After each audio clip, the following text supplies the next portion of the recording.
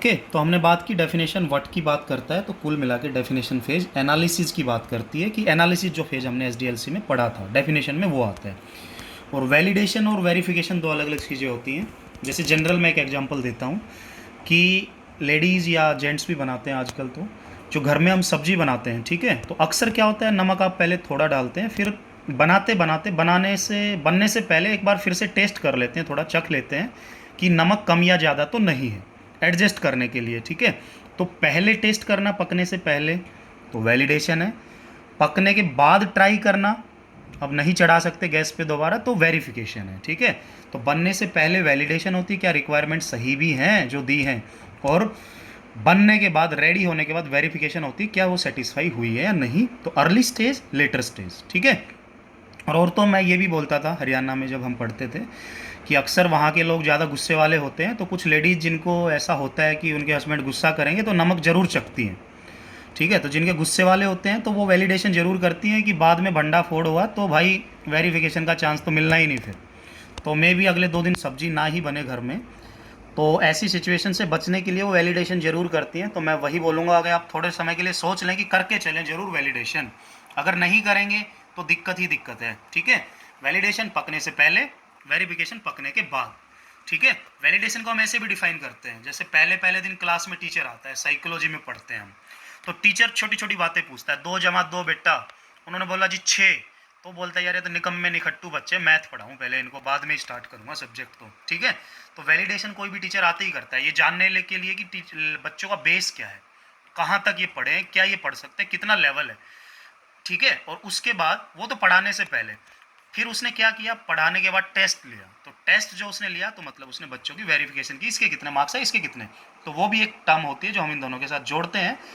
तो यहाँ पे वैलिडेशन की अगर बात करेंगे तो ये जो कंडीशन चेक करनी होती है अर्ली स्टेज में चेक करनी होती है। पहली बात अर्ली स्टेज में, एसडीएलसी की अर्ली स्टेज में पहले रिक्वायरमेंट को वैलिडेट करते हैं और प्रोडक्ट को वेरीफाई करते हैं।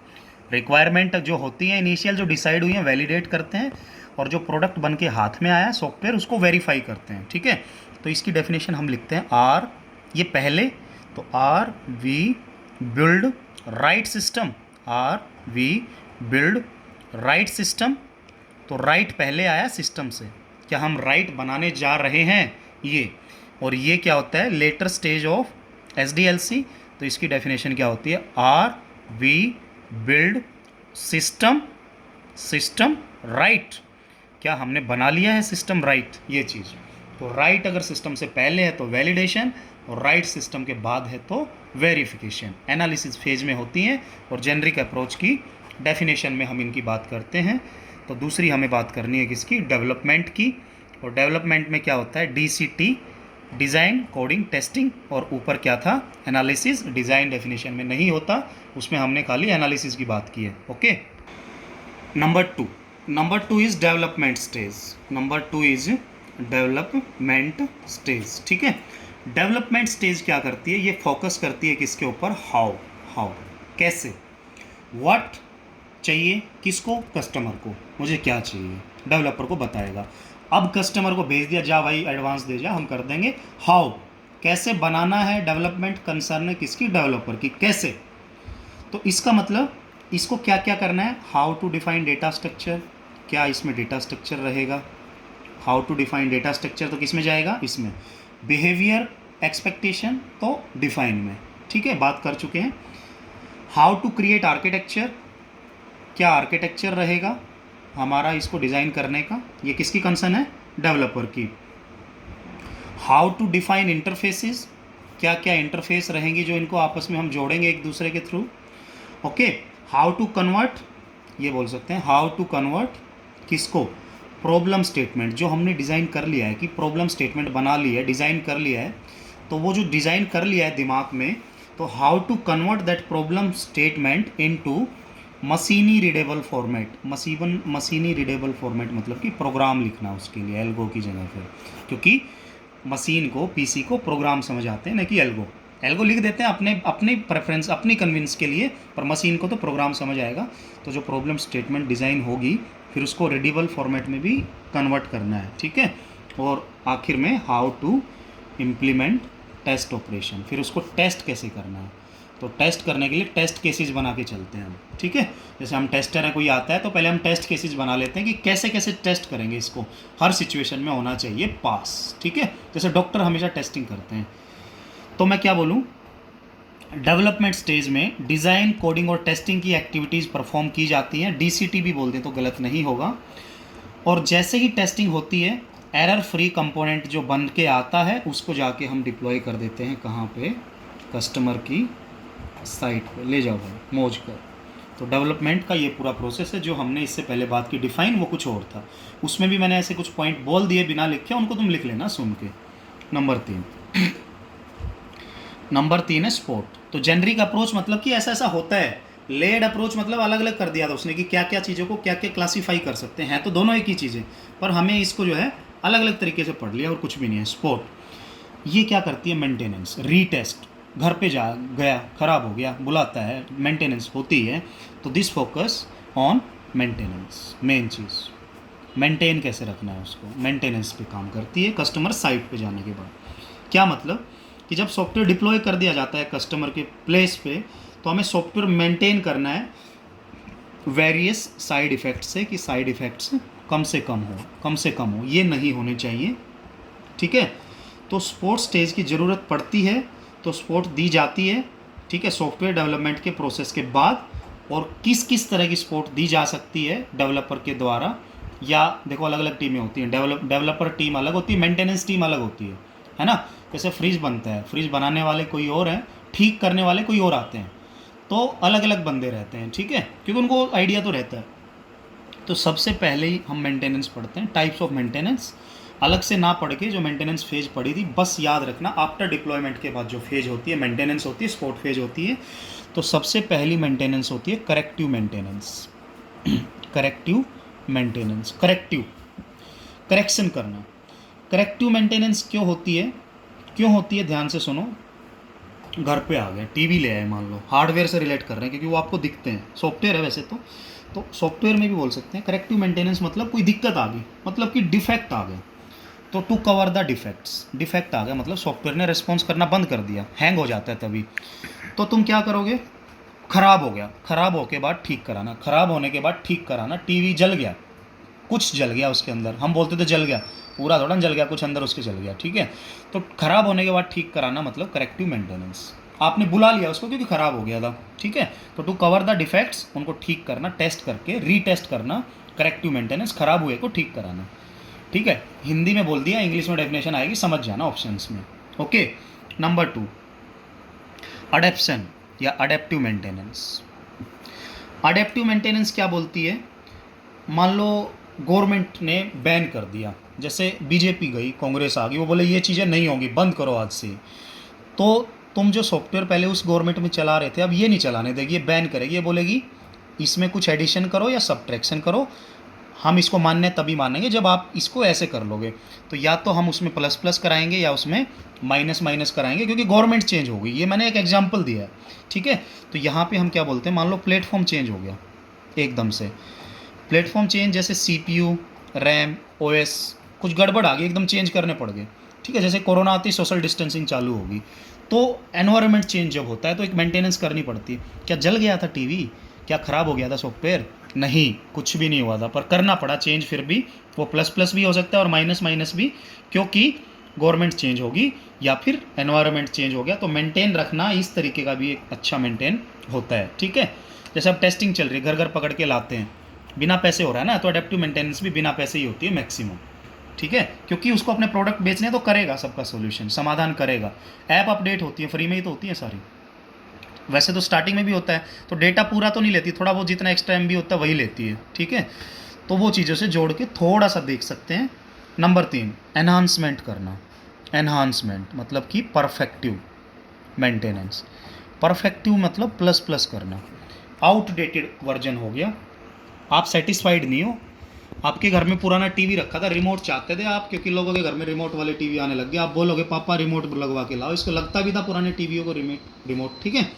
तो आउटडेटेड जब हो जाता है, कस्टमर की रिक्वायरमेंट स्टैटिक ना होकर डायनेमिक होती है, तो उस केस में वो सेटिस्फाइड जब नहीं होता तो चेंज करा लेता है। पर यहाँ माइनस माइनस हो गया, प्लस प्लस, प्लस प्लस ही होता है इसमें हमेशा, ठीक है। तो परफेक्टिव मेंटेनेंस जो है मेंटेन सॉफ्टवेयर को करती है फंक्शनैलिटी चेंजेस के अकॉर्डिंग, कि फंक्शंस चेंज हो रहे हैं, बंदे को ज़्यादा रिक्वायरमेंट है तो उसके हिसाब से चल रहा है। तो परफेक्टिव मेंटेनेंस नाम से ही पता चल रहा है एनहांस करना उसकी कैपेबिलिटीज़ या फंक्शनैलिटीज़ को, ताकि आपका सिस्टम जो है क्या बना रहे, परफेक्ट बना रहे। ठीक है, क्या बना रहे, परफेक्ट बना रहे, ये ध्यान रख लेना। और एक होता है प्रिवेंटिव मेंटेनेंस, प्रिवेंटिव, खराब होके ठीक कराना करेक्टिव, एनवायरनमेंट चेंज के अकॉर्डिंग ठीक कराना अडेप्टिव, आउटडेटेड हो गया इसलिए चेंज कराना परफेक्टिव, और लास्ट क्या है, क्या है ये। तो हम बोलते हैं preventive maintenance is required to maintain software from frequent changes, frequent changes, frequent changes है तो मेंटेन करता है। जैसे आप क्या करते हैं घर में, जैसे आरओ है, तो आरओ तुम पूरे दिन चालू रखते हो क्या, या दिन में गर्मियों के दिनों में दिन में बंद कर देते हो, कर देते हो, क्योंकि वो चेंज तो रोज़ ही होने हैं, है ना। गर्म पानी आया तो ख़राब हो जाएगा फिल्टर, दिक्कत आ जाएगी, तो नहीं चला सकते ना, बंद करना ही पड़ेगा। तो ये प्रिवेंटिव होती है, हमें खुद से सॉफ्टवेयर की मेंटेनेंस करनी है, ना कि डेवलपर या वो टेस्ट टीम, मेंटेन टीम आके करेगी।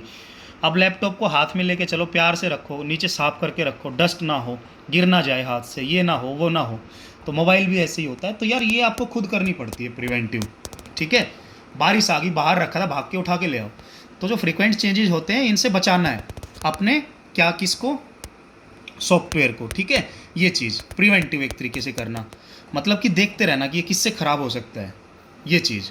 और अगर मेंटेनेंस एफर्ट, ये चार जो हमने पढ़ा है, अगर इसको मैं एक डायग्राम की फॉर्म में बनाऊं कि कौन सा ज़्यादा होता है कौन सा कितना होता है, तो मैं बोलूँगा कि सबसे ज़्यादा होता है परफेक्शन, क्योंकि चेंजेस ज़्यादा आते हैं सॉफ्टवेयर में, सबसे ज़्यादा वही चलता है। तो 50% तो एनहांसमेंट ही चलता है, और एनहांसमेंट को हमने किससे जोड़ा है, परफेक्टिव से। 25% अडेप्शन चलता है, अडेप्शन मतलब एनवायरनमेंट चेंज होता है मैक्सिमम, ये बोलते हैं। 21% सॉफ्टवेयर ख़राब होता है, करेक्टिव, ये मान लिया गया है किसी थ्योरी के अकॉर्डिंग, ठीक है। ये फिक्स टर्म्स है जो आपको याद रखनी है बस। और सबसे कम प्रिवेंशन, यही, लैपटॉप को कौन बाहर धूप में छोड़ेगा, गर्मी में छोड़ेगा, बारिश में छोड़ेगा, ठीक है। बारिश भी तो वहीं पड़ेगी जहाँ पे धूप पड़ेगी, ठीक है, वही चीज़। तो ये मैंने बना वैसे ज़्यादा दिख रहा है, पर ये आप मान के चल लेना कि मेंटेनेंस का कहाँ कितना एफर्ट्स लगता है। 50% ये होता है, 25 ये होता है, 21 ये, 4 ये फिक्स्ड हैं। तो याद रखेंगे तो पेपर में आ जाए तो आप बता सकते हैं सबसे ज़्यादा कौन सी मेंटेनेंस फेज की एक्टिविटीज़ होती हैं किसी सॉफ्टवेयर में। तो एनहांसमेंट फेज मतलब कि परफेक्टिव फेज की, ठीक है, ओके। ये चीज़ मेंटेनेंस में एफर्ट्स मतलब कि कौन सी फेज के दौरान सॉफ्टवेयर ज़्यादा गुजरता है, तो ज़्यादातर उसमें परफेक्शंस होती हैं मैक्सिमम, कि 100 बार हमने गलत कुछ महसूस किया सॉफ्टवेयर के साथ कि ये नहीं चल पाएगा अब, तो 50 बार हम मानेंगे कि उसमें एनहांसमेंट की ज़रूरत है, ठीक है, ये है उसका मतलब। तो अगर हम असेसमेंट मॉडल की बात करें, असेसमेंट, और आपको पता है असेसमेंट क्या होता है, साइकोलॉजी में पढ़ते हैं assessment model, assessment and evaluation. Evaluation test में कितने नंबर आए, 50 में से 20। इवैल्यूएशन ये आंकलन होता है एक तरीके का, एक मूल्यांकन बोल सकते हैं इवैल्यूएशन को। इवैल्यूएशन की हिंदी मूल्यांकन, असेसमेंट की हिंदी आंकलन। आंकलन खाली उसके उस पर नहीं होगा, पढ़ाई पे, कितनी पढ़ाई की, कितने नंबर आए, ड्रेस में कितने दिन आया, डिसिप्लिन है नहीं है, स्पोर्ट्स कैसा खेलता है, ये कैसा करता है, वो कैसा करता है, कितनी इसमें एक्स्ट्रा क्वालिटी है, वो सारी असेसमेंट। तो सॉफ्टवेयर जो है, सॉफ्टवेयर का इवैल्यूएशन ना होकर हमेशा असेसमेंट होती है, हर तरीके से चारों साइड से देखना है कैसा है वो, तभी हम डिसाइड कर पाएंगे कि इस कंपनी से बनवाओ। क्योंकि कई बार क्या ना, अलग अलग कंपनी बनाती हैं वेबसाइट्स या कुछ भी सॉफ्टवेयर, तो हम किसके पास जाते हैं, हम उसका असेसमेंट करते हैं कौन कम पैसे में अच्छा करती है। ज़्यादा पैसे अगर कोई दूसरे से ले रही है पर अच्छा करती है तो उसके पास ही जाएंगे, पैसे चले जाएँ कोई बात नहीं, लाइफ टाइम का धन है, ये बोलते हैं हम, ठीक है। जैसे कोचिंग बच्चे लेते हैं तो अच्छे टीचर के पास जाएंगे, बेशक 4 गुना पैसे ज़्यादा ले, क्योंकि लाइफ टाइम का धन है वो, एक बार दे दिया तो देखो कितना कमाएंगे उससे, वो चीज़। तो असेसमेंट मॉडल क्या बोलता है, टू जज करना, आंकलन करना, टू जज या असेस सॉफ्टवेयर ऑर्गेनाइजेशन जो बनाती हैं सॉफ्टवेयर, जज करना सॉफ्टवेयर ऑर्गेनाइजेशन को बेस्ड ऑन उनके किस पे, based on level of maturity, कि कितने मैच्योर हैं वो लोग, और क्वालिटी प्रोडक्ट डेवलपमेंट, कि आज तक उन्होंने कितने क्वालिटी प्रोडक्ट डेवलपमेंट्स किए हैं, कितने सक्सेसफुल डिलीवर किए हैं, वो चीज़। तो ये बात, ऐसा करने के लिए असेसमेंट मॉडल यूज करते हैं, ठीक है। तो ये क्या बोलता है, SEI SCI क्या है? सॉफ्टवेयर इंजीनियरिंग इंस्टीट्यूशन, ठीक है। सॉफ्टवेयर का जो मेन डीलिंग हेड है, ये क्या करता है, इसने एक इंट्रोड्यूस किया एक असेसमेंट मॉडल जिसका नाम क्या था? CMM, capability maturity model. ये सब चेक करेगा कि इसके जो पॉइंट्स होंगे वो चेक किए जाएंगे, जो ये क्लासिफिकेशन डिसाइड करेगा कि किसी भी सॉफ्टवेयर पे जाके ये चेक कर लो इस वे में, तो हम बता देंगे कौन क्वालिटेटिव कौन नहीं। तो CMM की फुल फॉर्म हमने देख ली, ज़्यादा नहीं करेंगे CMM, बिल्कुल बाद में पढ़ेंगे इसके टाइप्स को, जब पूरी सॉफ्टवेयर पढ़ लेंगे थोड़ा अच्छा समझ आएगा फिर, ठीक है। तो इसमें CMM में 5 लेवल होते हैं असेसमेंट के, based on way of developing the quality product, कि क्वालिटी प्रोडक्ट कैसे डिलीवर किया जाए, उसके बेसिस पे हम 5 लेवल का असेसमेंट करते हैं। एक लेवल 1, इसको बोलते हैं इनिशियल, नाम याद रख लेना, ये बार बार नाम ही आते हैं, इसकी डेफिनेशन आज तक आई नहीं है पर पढ़ेंगे हम। लेवल 2 पे रिपीटेबल देखते हैं कि क्या क्या चीज़ें ऐसी हैं जो ये बार बार यूज़ कर रहे हैं, क्या उन्होंने इनिशियल स्टार्टिंग का प्रोसेस क्या रहता है।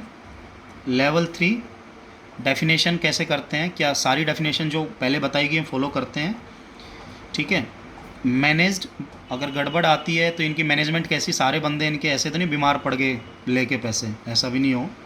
ऑप्टिमाइज्ड, कि क्या इनका जो कोड है कम स्पेस में ज़्यादा फ़ायदे करेगा या नहीं, वो सारी चीज़ें। तो ये नाम याद रख लेना इस वे में, initial, repeatable, defined, managed and optimized, कौन से लेवल का क्या नाम है, ठीक है। याद रखेंगे तो फ़ायदे में रहेंगे, पढ़ेंगे इनको बाद में डिटेल्ड, ठीक है, जब हम टेस्टिंग के बाद बातें करेंगे। तो उसके बाद एक और मेन टॉपिक है, और उस टॉपिक का नाम क्या है? Process model. अभी पढ़ के आए हैं मेथड लेयर में। प्रोसेस मॉडल मतलब फ्रेमवर्क, मतलब कि जो 4-5 फेज हमने पढ़ी हैं, analysis, design, coding, testing, maintenance, उनको किस वे में एग्जीक्यूट करना है किसी भी टाइम सॉफ्टवेयर बनाने में। तो प्रोसेस मॉडल की अगर बात करें तो इंडिकेट क्या करता है, ये क्या है? एक तरीके का फ्रेमवर्क, जो मेथड लेयर में पढ़ा था वहाँ पे एक तरीके का फ्रेमवर्क है। और बहुत सारे फ्रेमवर्क्स होते हैं डेवलप करने के लिए डिफरेंट सॉफ्टवेयर्स को। फ्रेमवर्क के अंदर एक तरीके से सीक्वेंस ऑफ एक्टिविटीज़ होती है कि क्वालिटी प्रोडक्ट कैसे डेवलप करना है, एक्टिविटीज़ किस में कौन सी एक्टिविटी कब हो रही है ये देखना है। और जो फ्रेमवर्क की हम बात करें, इसकी क्लासिफिकेशंस की बात करें तो कैसे कैसे होते हैं, ध्यान से सुन लो। तो एक तो इसकी टाइप होती है कन्वेंशनल प्रोसेस मॉडल। क्या बोला मैंने? एक टाइप क्या होती है? Conventional process model. और कन्वेंशनल में क्या क्या आते हैं? कन्वेंशनल में क्या क्या आते हैं? सबसे पहले बोलते हैं क्लासिक लाइफ साइकिल मॉडल। और क्लासिक लाइफ साइकिल मॉडल के और 2 नाम होते हैं, क्या क्या? लीनियर सीक्वेंशियल या फिर वाटरफॉल मॉडल। वाटरफॉल मॉडल सबसे पहला कन्वेंशनल टाइप का। दूसरे होते हैं प्रोटोटाइप मॉडल। प्रोटोटाइप, तो इसमें हम बात करते हैं, एक तो ओपन एंड प्रोटोटाइप की बात करेंगे, और इवोल्यूशनरी प्रोटोटाइप भी इसी का नाम होता है। और दूसरा क्लोज्ड एंड प्रोटोटाइप की बात करेंगे, और इसका नाम थ्रो अवे प्रोटोटाइपिंग भी होता है। और फिर इसी में एक पढ़ेंगे रैपिड एप्लीकेशन डेवलपमेंट, ठीक है, ये चीज़। और component based classic life cycle भी बोल सकते हैं, component based life cycle, classic life cycle, ये अलग अलग वर्ड्स हैं। तो कन्वेंशनल में ये पढ़ेंगे। और दूसरे हम पढ़ेंगे इवोल्यूशनरी प्रोसेस मॉडल्स, अलग अलग, ये देखेंगे ये क्या है, वो देखेंगे वो क्या है, ठीक है, चिंता ना करें, देखेंगे। तो इसमें हम सबसे पहला पढ़ेंगे, या इसमें मैं ऐसे टाइप ऐसे लिख लेता हूँ ताकि थोड़ा इजी दिखे।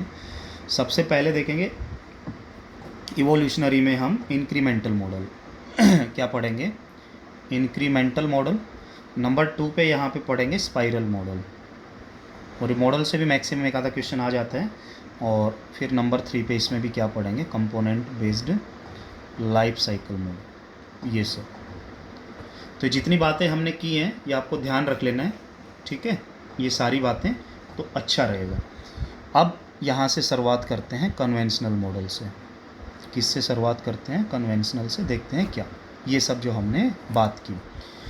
तो कन्वेंशनल मॉडल क्या बोलता है?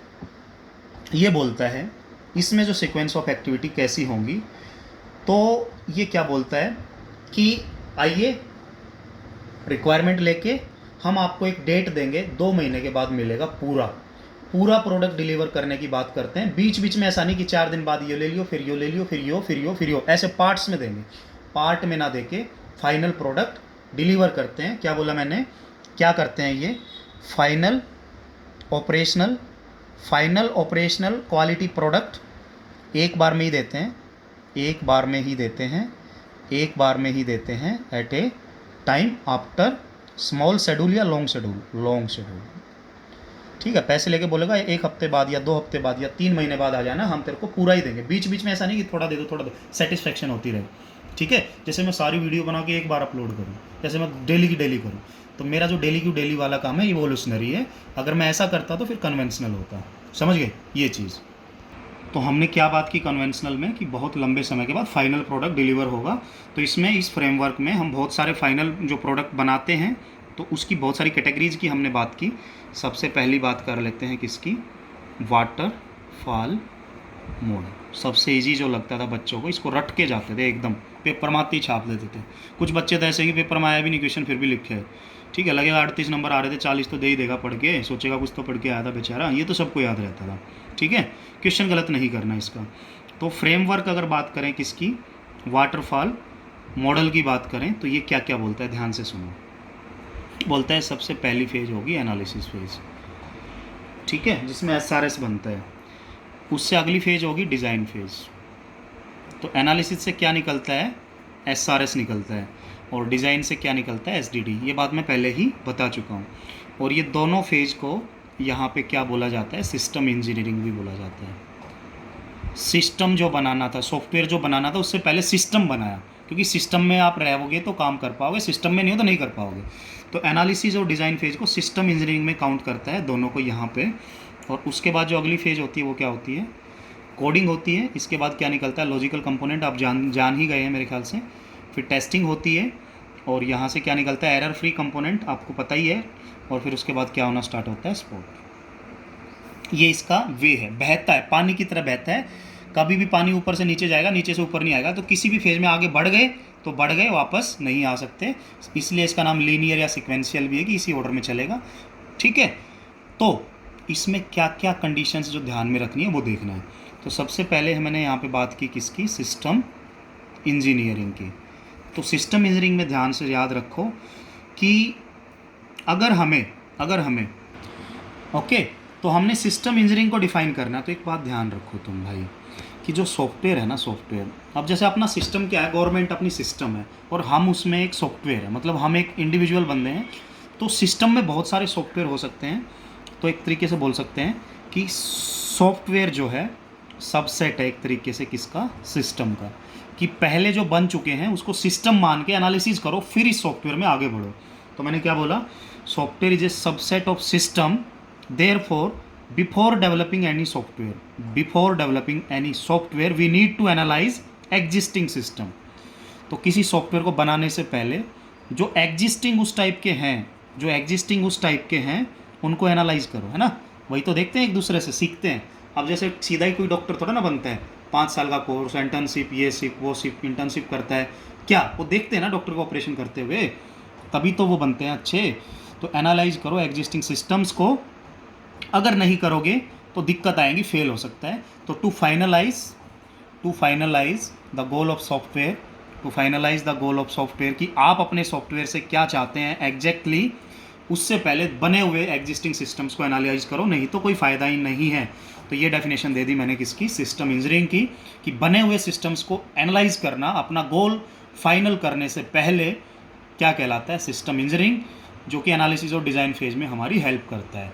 क्योंकि कोड लिखने तो तभी जाओगे ना जब फाइनल कर लोगे कि करना क्या है, कैसे करना है। तो सिस्टम इंजीनियरिंग इन 2 फेज की बात करती है और ऐसे करती है, ये ध्यान रखना। ठीक है, सिस्टम इंजीनियरिंग पढ़ा। अब अगर मैं बात करूँ एनालिसिस की सेपरेटली, तो एनालिसिस में हम क्या करते हैं, based on goal of software, जो सिस्टम इंजीनियरिंग की है हमने, तो based on goal of software, जो सॉफ्टवेयर का गोल डिसाइड हुआ कि करना क्या है, ठीक है, डिफरेंट डेटा ऑब्जेक्ट्स को हम फाइनलाइज करते हैं।